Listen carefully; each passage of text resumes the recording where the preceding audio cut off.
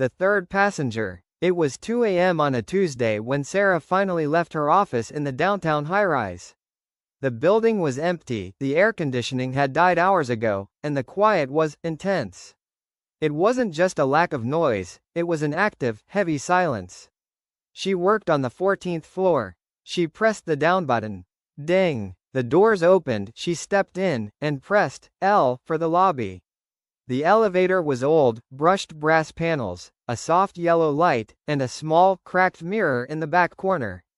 As the doors began to close, a hand shot through, stopping them. A man stepped in. He was wearing a rain-soaked beige trench coat, even though it hadn't rained in weeks. His head was down, his chin tucked into his chest. He smelled overwhelmingly damp, like old wool left in a dark basement. He stood in the corner opposite the mirror, silent and still. 12, 11, 10. The elevator descended. Sarah wasn't prone to fear, but a cold prickle began at the nape of her neck.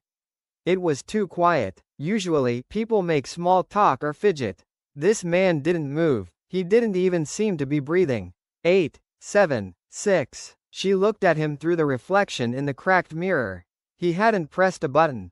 He was just looking at the floor. 4, 3. Suddenly, the elevator lurched and stopped, but the indicator light said, 2, not the lobby. The lights flickered, buzzing loudly, then dimmed to a hazy twilight. Must be that old wiring, Sarah said, her voice sounding strange in the sudden silence. The man didn't respond. He didn't even look up. But in the reflection, Sarah realized why her skin was crawling. She was watching his reflection, but his head wasn't tilted down anymore. In the mirror, his face was looking directly at her. It was grinning. Sarah's breath hitched, and she looked away from the mirror to look at him directly. In real life, his head was still tucked into his chest. Mirror. Head up, laughing silently. Real life. Head down, perfectly still. The elevator still wasn't moving. The smell of cold, dank mold grew stronger, filling her lungs. "Are you okay?" she managed to say. The man's body remained frozen, but his voice, slow, rasping, and sounding like wet leaves dragging across concrete, filled the small space. "Don't look at the reflection, Sarah." Her blood ran cold. She hadn't told him her name. 1. The elevator finally dropped to the lobby. The doors opened. Sarah didn't look back. She ran out of the elevator, across the empty lobby, and didn't stop until she was in her car, locking the doors.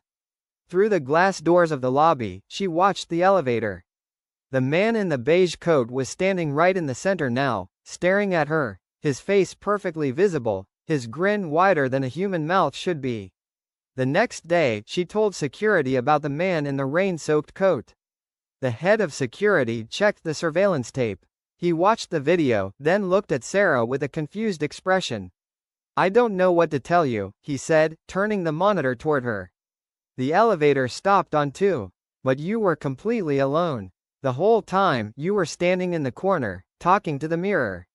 Sarah watched the recording, her heart stopping. On the video, she was standing alone, grinning at the cracked mirror, whispering to it. Then, she noticed something in the video. In the corner, where the man had been standing, there was a small, growing puddle of black, stagnant water. And in the reflection of the elevator mirror, just behind her, a hand was placed on her shoulder.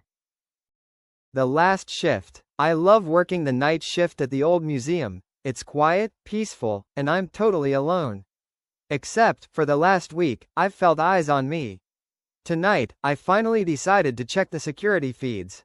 I pulled up the camera for the basement storage unit, where the 19th century mannequins are kept. My breath hitched. All the mannequins were standing up, no longer in their crates. Then, I looked closer. Every single one of them was facing the camera. No, not the camera. They were staring directly at me, through the monitor. I felt a cold hand touch my neck.